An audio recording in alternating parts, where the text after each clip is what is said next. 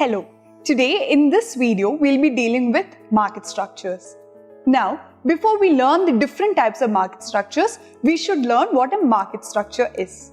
A market structure is an arrangement where the buyers and the sellers, they contact either directly or indirectly and they buy and sell products in the market.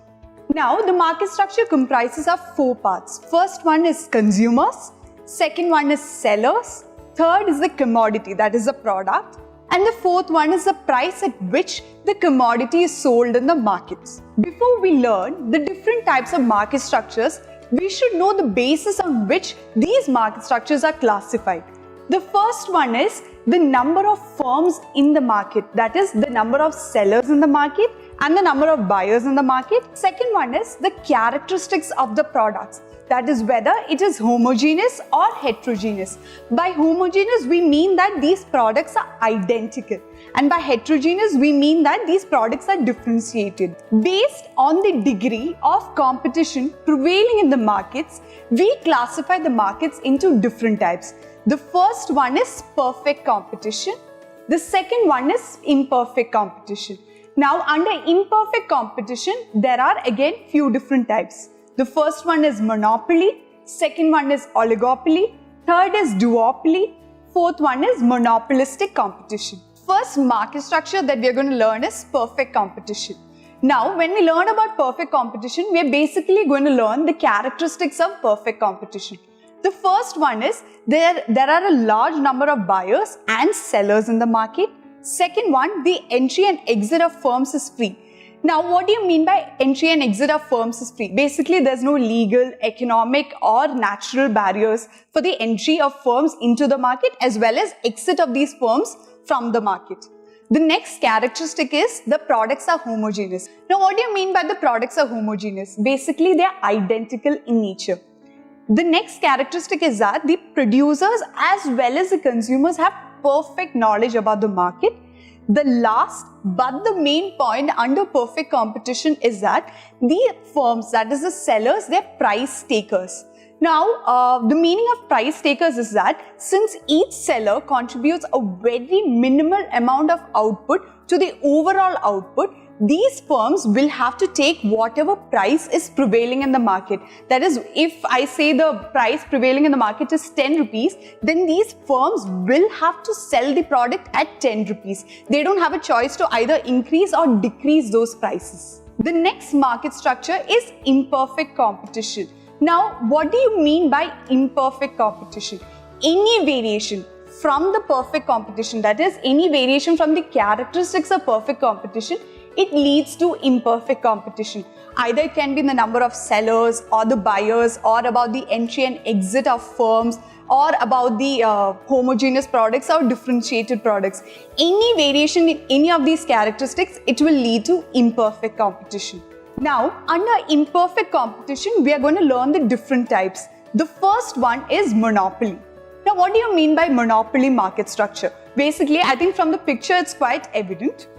You can see there's just one seller and many buyers. Now, because of this one seller, he controls the price that is prevailing in the market. He can sell the output at whatever price he wants in the market.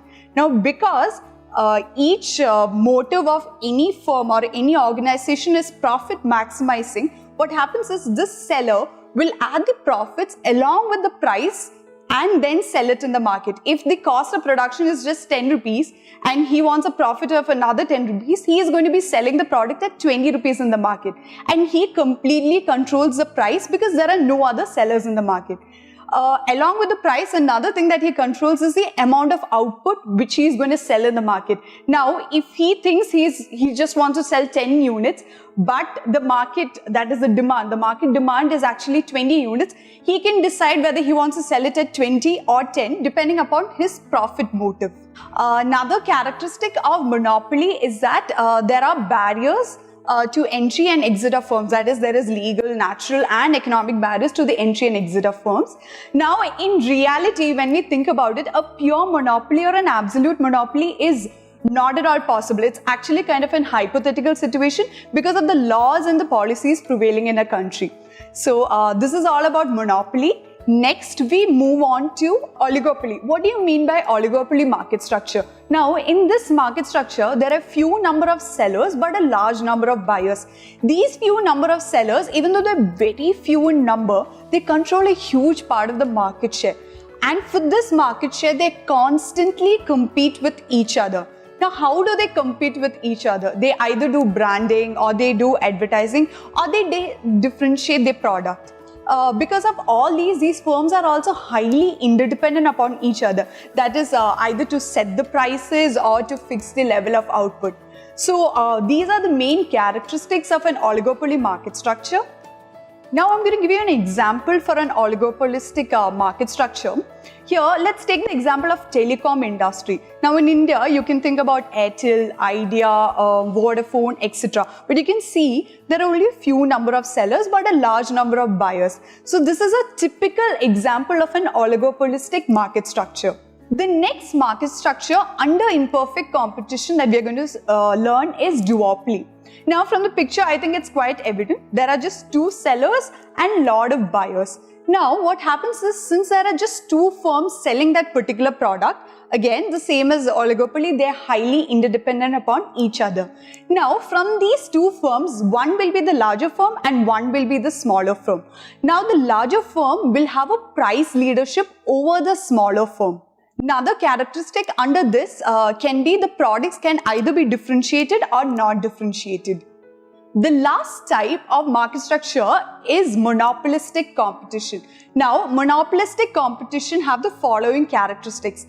First one, there are a large number of buyers and sellers. The products are differentiated, but they are more or less close substitutes. There is entry and exit of firms. It's relatively easy. There is some level of barriers, but it is relatively easy.